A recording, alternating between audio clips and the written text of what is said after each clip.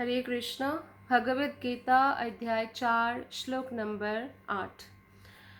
परित्राणाय साधूनां विनाशाय च दुष्कृतां धर्म संस्थापनार्थाय संभवामि युगे युगे। परित्राणाय साधूनां विनाशाय च दुष्कृतां धर्म संस्थापनार्थाय संभवामि युगे युगे। तो भगवान श्री कृष्ण क्यों आते हैं, ये स्पष्ट रूप से इस श्लोक में वर्णन है।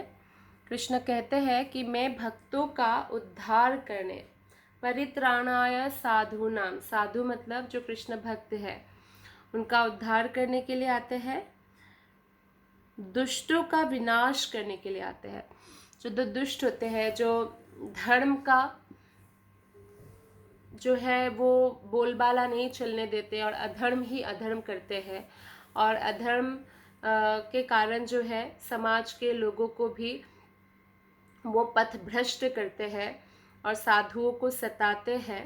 तो ऐसे लोगों का विनाश करने के लिए आते हैं और धर्म की फिर से स्थापना करने के लिए हर युग में प्रकट होते हैं, ऐसा कृष्ण कह रहे हैं। तो धर्म की फिर से स्थापना मतलब सनातन धर्म, अर्थात सनातन धर्म का अर्थ होता है आत्मा का धर्म, कि भगवान की भक्ति करनी चाहिए क्योंकि हम भगवान के अंश हैं। भगवान के प्रति जो है प्रेम वृद्धि होनी चाहिए। ये जो बातें हैं, इन बातों को समझने के लिए जो है, समझाने के लिए भगवान जो है धर्म का फिर से स्थापना करने आते हैं। क्योंकि कोई भी समाज हो, अगर उस समाज में कोई भी नियम ही नहीं है तो क्या होगा कि उस समाज के लोग शांति से नहीं रह सकते। इस प्रकार से ये भगवान का, भौतिक हो या आध्यात्मिक लोक हो, भगवान का लोक है। और यहाँ पे अगर कोई भी धर्म का पालन नहीं करेंगे तो कोई भी जीव जो है यहाँ पे शांति से नहीं रह सकते। शोषण करेंगे एक जीवात्मा या एक मनुष्य दूसरे मनुष्य का। तो तात्पर्य में श्रील प्रभुपाद बताते हैं कि भगवद गीता के अनुसार पवित्र पुरुष, साधु, यानी जो कृष्ण के शुद्ध भक्त है, कृष्ण की भक्ति में अपना जीवन बिताते हैं, ऐसे व्यक्ति, ऐसे कौन होते हैं? ऐसे व्यक्ति साधु या पवित्र पुरुष होते हैं। अर्थात भगवद गीता के अनुसार साधु वही है जो कृष्ण भावना भावित है, वही पवित्र व्यक्ति है, क्योंकि हरिनाम से हमें पवित्रता प्राप्त होता है। अधार्मिक लगने वाले व्यक्ति में भी यदि पूर्ण कृष्ण चेतना हो तो उसे साधु समझना चाहिए।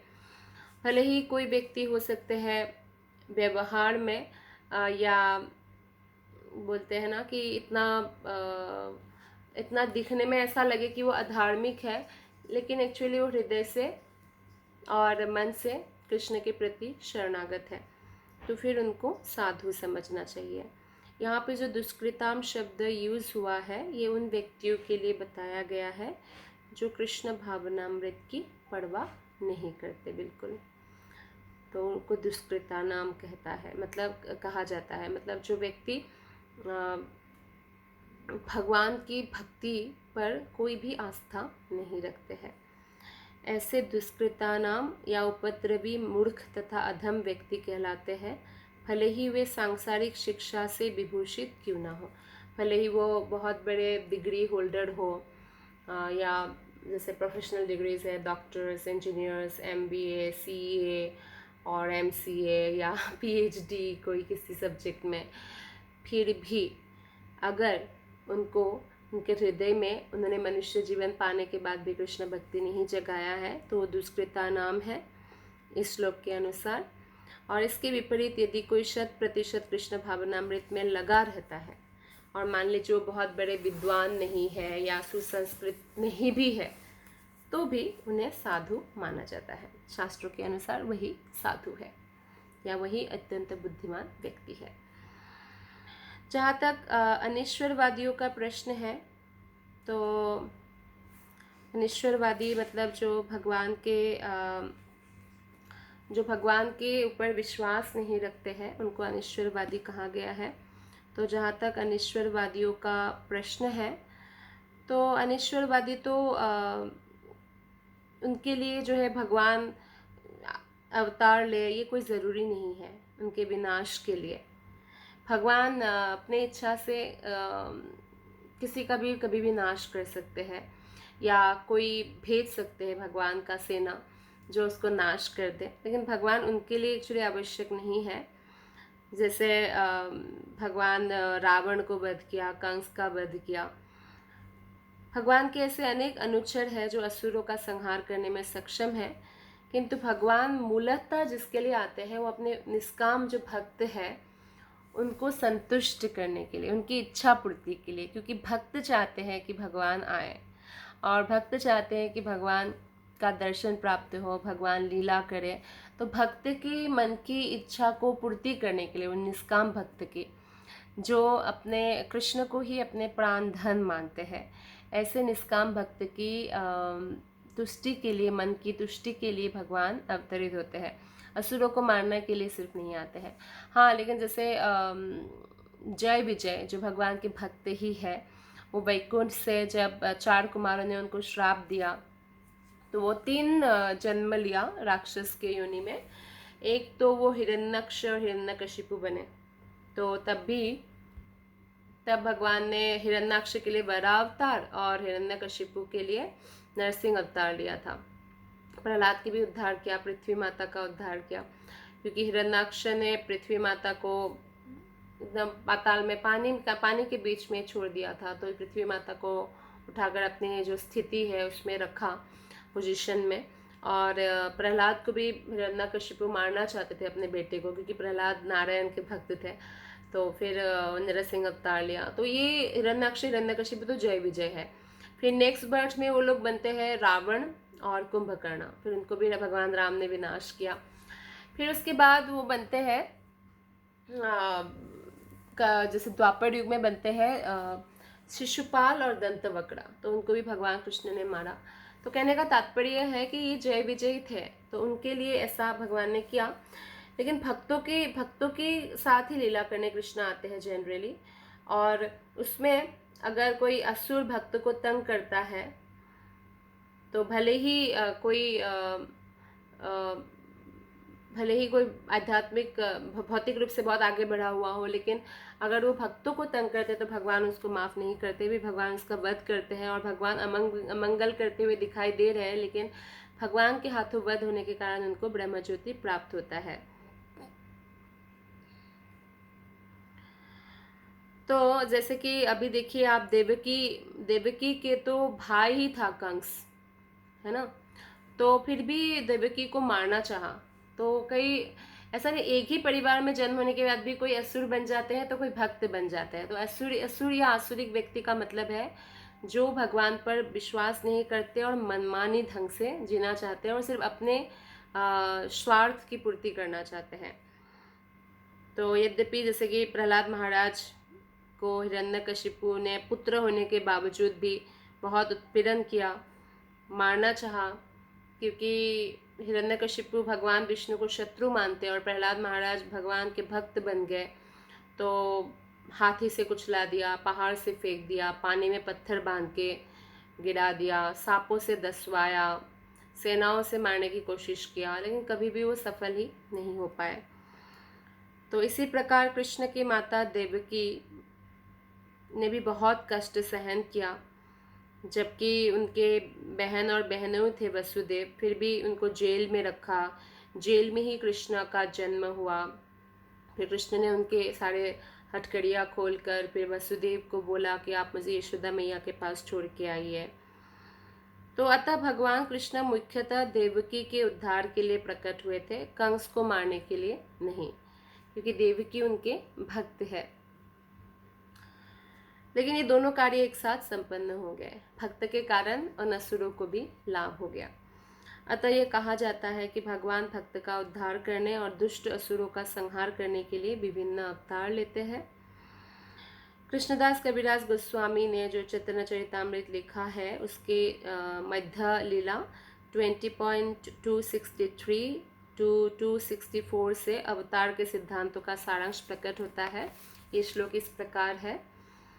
सृष्टि हेतु ए मूर्ति प्रपंचे अवतरे, से ईश्वर मूर्ति अवतार नाम धरे, मायातीत परव्योमे सबार अवस्थान, विश्वे अवतरी धरे अवतार नाम।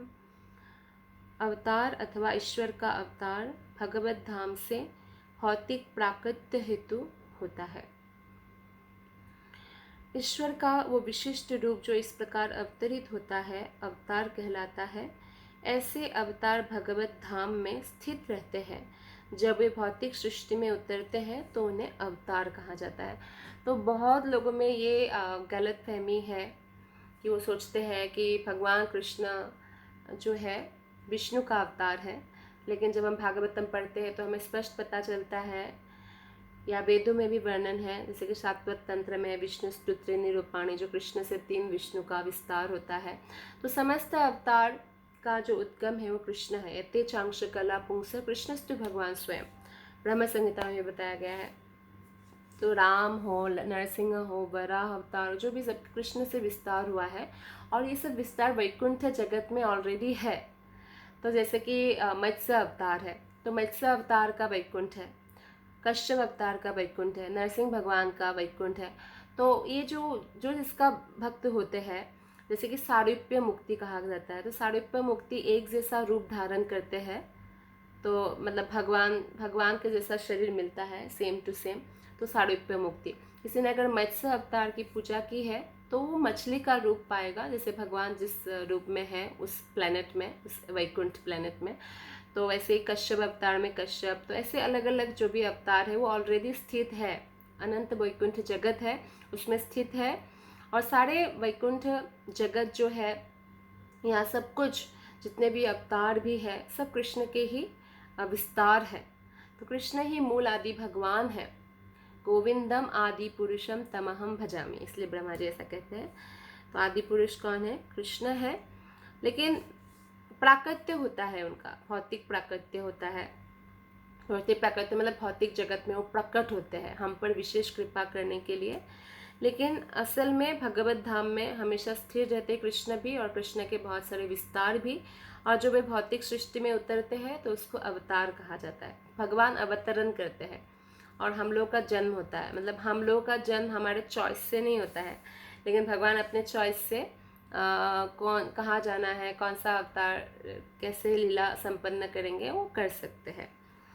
तो अवतार कई तरह के होते हैं, जैसे पुरुष अवतार है, गुणावतार है, लीला अवतार है, शक्तावेश अवतार है, मनवंतर अवतार है, युग अवतार है। तो अलग अलग युग में जो अवतार होते हैं, या गुणावतार जैसे भगवान कृष्ण से ही गुणावतार होता है ब्रह्मा विष्णु महेश का। ब्रह्मा रजोगुण का अवतार है, विष्णु सत्वगुण का, महेश यानी लॉर्ड शिवा तमोगुण का है। तो शक्तावेश अवतार मतलब भगवान ने विशेष शक्ति प्रदान की है उस जीवात्मा में, तो ऐसा भी अवतार होता है उसमें। जैसे बुद्धदेव भी आते हैं, या मनु का जो अवतार है मनवंतर। तो ऐसे बहुत सारे बहुत प्रकार के असंख्य अवतार है भगवान का, और इन सब का इस ब्रह्मांड में क्रम अनुसार अवतरण होता रहता है। किंतु भगवान कृष्ण आदि भगवान है और समस्त अवतारों के उद्गम है। भगवान कृष्ण शुद्ध भक्तों की चिंताओं को दूर करने के विशिष्ट प्रयोजन से अवतार लेते हैं, तो उन्हें उनकी मूल वृंदावन लीलाओं के रूप में देखने के उत्सुक रहते हैं। अतः कृष्ण अवतार का मूल उद्देश्य क्या है? निष्काम भक्तों को प्रसन्न करना। तो अगर हमें निष्काम भक्त बनना है तो हमें अपने मन को ऐसे ट्रेनिंग देना होगा ताकि हमारे मन में भगवान कृष्ण की सेवा के अलावा और कोई भी इच्छा ना प्रवेश कर पाए। जैसे प्रहलाद महाराज प्रार्थना करते हैं नरसिंह भगवान से कि हे भगवान, मेरे मन में कोई भी भौतिक इच्छा प्रवेश ना कर पाए, क्योंकि भौतिक इच्छा समस्त दुखों का मूल कारण है। तो भगवान का वचन है कि वे प्रत्येक युग में अवतरित होते रहते हैं। तो इससे सूचित होते हैं कि कलयुग में ही भगवान अवतार लेते हैं, जैसा कि श्रीमद् भागवतम और बहुत सारे पुराणों के अनुसार भी कलयुग के 2,500 साल बीतने के बाद जो है बुद्ध देव आए थे, और उसके पास 4,500 साल के बाद भगवान चैतन्य महाप्रभु आए। चैतन्य महाप्रभु ने तो संकीर्तन आंदोलन के द्वारा जो है कृष्ण पूजा का प्रसार किया और पूरे भारत में कृष्ण भावनामृत का विस्तार किया। फिर चैतन्य महाप्रभु ने ये भविष्यवाणी की थी कि उनका सेनापति आएगा। फिर प्रभुपाद आए, श्रील प्रभुपाद, इसी भक्ति वेदांत स्वामी प्रभुपाद आए, और प्रभुपाद को साधुओं ने भी और भक्ति विनोद ठाकुर ने अपने पुस्तक में भी लिखा कि सेनापति का जन्म हो चुका है। और चैतन्य महाप्रभु ने कहा भी था कि पृथ्वीते आछे जत नगर आदि ग्राम सर्वत्र प्रचार होइबे मोर नाम। तो प्रभुपाद आकर सिर्फ भारत में नहीं पूरे विश्व में कृष्ण भावना का प्रचार किया। तो इस तरह से चैतन्य महाप्रभु का जो भविष्यवाणी है वो हम देखते हैं श्रील प्रभुपाद के हाथों वो पूर्ण हुआ। सारे विश्व के नगर तथा ग्राम ग्राम में संकीर्तन यानी हरे कृष्ण महामंत्र का जप और कीर्तन फैल गया। भगवान चैतन्य को जो है गुप्त रूप में किंतु प्रकट रूप में नहीं, उपनिषद, महाभारत और भागवत जैसे शास्त्रों के गुह्य अंश में वर्णित किया। इसलिए आप देखेंगे जो गौड़ीय वैष्णव है उनके अलावा बाकी लोगों को चैतन्य महाप्रभु के बारे में जो 500 साल पहले ही अवतरित हुए नहीं पता, क्योंकि शास्त्रों में भी बहुत छुपा के उनका वर्णन किया है, लेकिन बहुत स्पष्ट वर्णन भी किया है। कौन से नदी के किनारे कौन माता होंगे, कौन पिता होंगे, कैसा कलर होगा बॉडी कलर, किससे शादी करेंगे, पूरा नाम एज इट इज़। तो लेकिन फिर भी बहुत लोगों को पता नहीं है, क्योंकि जब तक गुरु का शरण नहीं ग्रहण करेंगे और गौड़ीय वैष्णव परंपरा में नहीं आएंगे तो चैतन्य महाप्रभु के प्रति जब तक श्रद्धा डेवलप नहीं होंगे तो जानना बहुत मुश्किल है। तो भगवान कृष्ण के भक्तगण भगवान चैतन्य के संकीर्तन आंदोलन द्वारा अत्यधिक आकर्षित रहते हैं। तो भगवान का यह अवतार दुष्टों का, जो भगवान का भक्त रूप में अवतार है ना, चैतन्य महाप्रभु एक भक्त का अवतार है। यानी भगवान श्री कृष्ण ये जानना चाहते थे कि श्रीमती राधिका जो मेरे भक्त है और भक्तों में सबसे श्रेष्ठ है, वो मुझे देखकर जितना प्रसन्न, जितना आनंद प्राप्त करती है, मुझे उतना आनंद नहीं मिलता। तो भक्त को कैसा आस्वादन मिलता है, कृष्ण की मधुरता का स्वाद कैसा प्राप्त होता है कृष्ण के दर्शन से, कृष्ण के साथ जो है लीला में भाग लेते हुए, कृष्ण की सेवा करते हुए, वो जानने के लिए कृष्ण स्वयं भगवान स्वयं भक्त के रूप में आए और वो राधा रानी का भाव लेकर प्रकट हुए। तो वो चैतन्य महाप्रभु है, इसलिए वो दुष्टों का विनाश नहीं करते बल्कि दुष्टों को भी अहेतु की कृपा से उद्धार करते हैं। हरे कृष्ण।